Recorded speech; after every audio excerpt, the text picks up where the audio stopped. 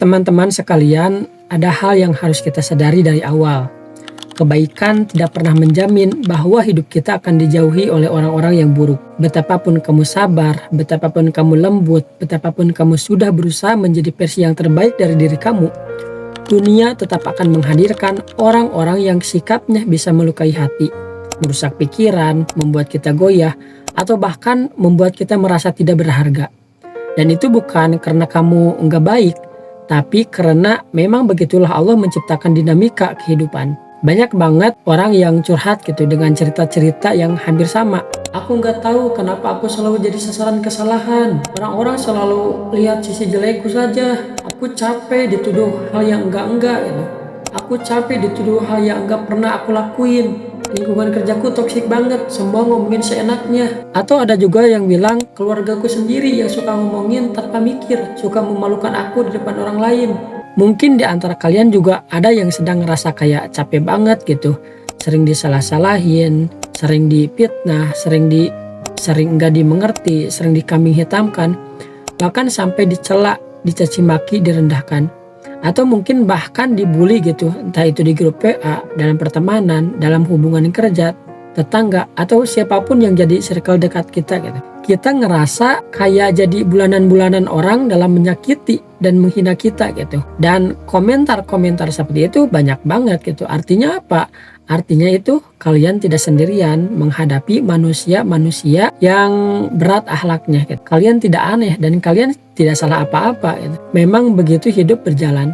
Sebaik apapun kamu tetap akan lahir orang yang tugasnya adalah menguji kesabaran kamu. Orang yang dilahirkan tugasnya untuk mengusik hidup kamu gitu. Nah, di pembahasan kali ini insya Allah saya mau sharing-sharing tentang pelajaran yang dapat kita ambil jika kita berada di posisi seperti itu gitu. Simak sampai akhir dan semoga ini bermanfaat dan membantu untuk kehidupan kamu menjadi yang lebih baik.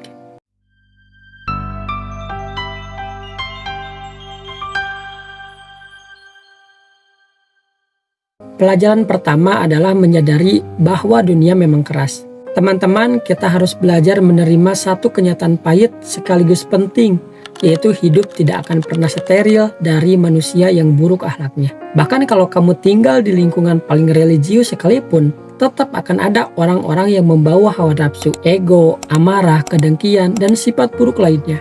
Bahkan di zaman Nabi pun, masyarakat yang paling dekat dengan wahyu gitu, masyarakat yang paling dekat dengan seorang nabi yang mulia gitu, tetap ada sosok seperti Abu Jahal, Abu Lahab, kaum munafik, dan orang-orang yang licik. Kalau di masa Nabi saja ada manusia-manusia model begitu, apalagi di zaman sekarang yang jauh dari cahaya kenabian gitu. Jadi kamu jangan kaget kalau dalam hidup kamu nanti akan ketemu gitu sama orang yang teman kerja yang iri pada kamu, tetangga yang suka ikut campur urusan kamu, keluarga yang suka ngomongin semaunya, saudara yang senang meremehkan, atau netizen yang menghakimi tanpa tahu kamu siapa. Itu semua bukan keanehan, itu normal, itu kehidupan. Salah satu sifat manusia adalah tidak semua siap melihat orang lain bersinar. Ada yang merasa terancam, ada yang merasa minder, ada yang merasa tersaingi, ada yang merasa dia harus menjatuhkan kamu agar dirinya merasa lebih tinggi itu. Dan selama kamu hidup, selalu akan ada orang seperti ini gitu. Tidak peduli kamu sebaik apapun, tidak peduli kamu sesabar apapun. Makanya kalau kamu pindah dari satu tempat ke tempat lain, berharap tidak ada manusia toksik, berharap tidak ada manusia yang tidak benci sama kamu hanya akan menemukan bentuknya berubah, tapi wujudnya tetap ada. Orang toksik itu ada di kantor yang religius, ada di komunitas masjid, ada di lingkungan sekolah Islam, ada di mana-mana. Kenapa? Karena manusia adalah makhluk yang punya hati, dan hati itu bisa kotor dan bisa berisi hasad, bisa dipenuhi prasangka gitu. Jadi langkah pertama yang wajib kamu pelajari adalah berdamai dengan realitas. Jangan lagi menganggap bahwa dunia itu harus ideal. Dunia itu tidak ideal. Dunia itu ujian, dan salah satu ujian terbesar adalah manusia lain. Ada satu pepatah yang aku ingat gitu. Paku yang menonjol pasti dipalu. Artinya apa? Orang yang tampil beda, yang menonjol dalam kebaikan, yang bersinar dalam prestasi, justru akan lebih besar peluangnya dijauhkan. Justru akan lebih besar peluangnya dijatuhkan, dikritik, dihina, dibandingkan yang sama pas-pasan gitu. Semakin kamu baik, semakin diuji. Semakin kamu sukses, semakin banjir iri. semakin kamu dikenal, semakin banyak yang menilai tanpa kasih kesempatan menjelaskan diri. Itulah kehidupan dunia. Pelajaran kedua adalah bangun benteng emosi. Ini bagian paling penting. Dalam psikologi modern ada konsep yang disebut dengan emotional boundaries, batasan emosional. Ini adalah kemampuan untuk menentukan mana hal yang layak masuk ke hati kita, mana yang harus ditolak, mana komentar yang pantas kita renungkan, mana yang harus dibuang sejak awal. Tapi yang keren adalah Islam sudah mengajarkan ini sejak zaman Nabi Muhammad SAW. Bahkan Nabi sendiri pernah merasakannya. Kita tahu kisah Nabi Muhammad SAW ketika di Thaif. Bagaimana beliau dihina, diusir, dilempari batu, diludahi, ditertawakan. Sampai-sampai malaikat penjaga gunung menawarkan kepada Nabi Muhammad untuk membalikan 2 gunung ke atas penduduk Thaif gitu. Tapi Nabi Muhammad menolak, bahkan malah Nabi Muhammad mendoakan mereka supaya dapat hidayah. Namun yang membuat hati kita tersentuh adalah doa Nabi Muhammad SAW sejak kejadian itu. Setelah kejadian itu, Nabi berkata, "Ya Allah, kepadamulah aku mengadu," gitu. Dan kemudian ada kata-kata, "Ilam yakun bika godobun alayya fala ubali." Selama engkau tidak marah kepadaku, maka aku tidak peduli pada mereka. La ubali. Perhatikan kalimat terakhirnya adalah la ubali. Aku tidak peduli. Ternyata rasa tidak peduli itu bukan sikap arogan, tapi bentuk kesehatan mental paling tinggi dalam Islam. Itu cara Nabi Muhammad SAW membentengi dirinya dari luka-luka hati. Nabi membuktikan bahwa tidak semua hinaan itu layak ditanggapi, tidak semua komentar itu layak didengar, tidak semua omongan orang itu menyentuh nilai diri kita. Kita pun harus belajar seperti itu. Kita pun harus belajar tidak peduli terhadap komentar pedas, fitnah yang tidak benar, ujaran kebencian, omongan orang yang tidak kenal kita, atau sikap buruk orang yang tidak jelas niatnya gitu. Kita harus tidak peduli, kita harus belajar membentengi diri. Kalau tidak seperti itu, kita akan habis secara mental. Hidup kita akan dikendalikan oleh orang-orang lain. Kita akan sibuk membenarkan diri kepada orang-orang yang sebenarnya tidak peduli pada kita. Kita akan terombang-ambing dari penilaian manusia. Dan di dalam Islam, orang seperti itu disebut dengan imma'ah atau mudah ikut arus, atau orang yang tidak punya pendirian.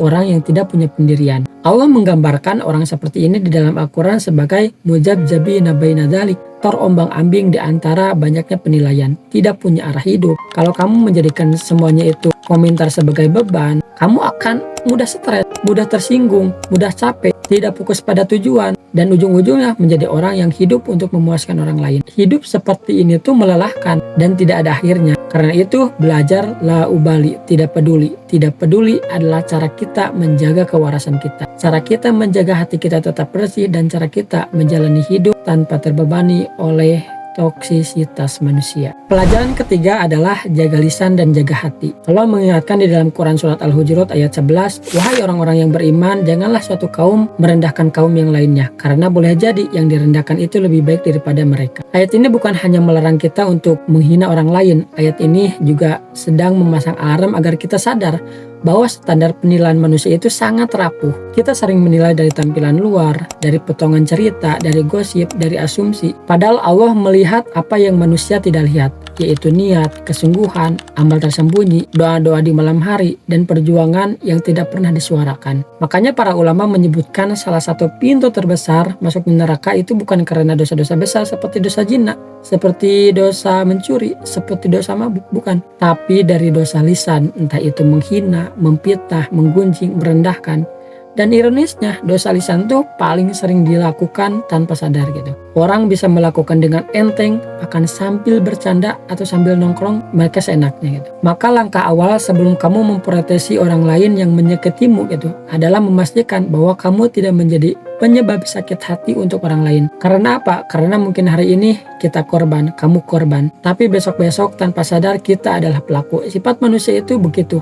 Makanya kita duduki dulu hal ini. Jaga lisan, jangan sampai kita merendahkan orang yang ternyata lebih mulia di sisi Allah daripada kita. Dan ketika kamu direndahkan orang lain, jadikan ayat itu sebagai pelipur lara. Mungkin aku lebih baik dari dia. Mungkin Allah ingin memuliakan aku lewat ujian itu. Teman-teman, insya Allah dengan 3 pondasi ini, 3 pelajaran ini, kita akan lebih siap menghadapi dunia. Kamu akan lebih kuat menghadapi berbagai bentuk manusia. Kamu akan lebih tenang dalam menjalani hidup. Dan yang paling penting, kamu akan lebih dekat kepada Allah Subhanahu wa Ta'ala, karena hatimu tidak lagi mudah diganggu oleh penilaian manusia. Semoga Allah kuatkan hati kita semua, membersihkan luka-luka kita, menjadikan kita hamba yang sabar, tangguh, dan bijaksana menghadapi dunia yang penuh ujian ini. Amin ya Allah ya Rabbal Alamin. Barakallahu fikum.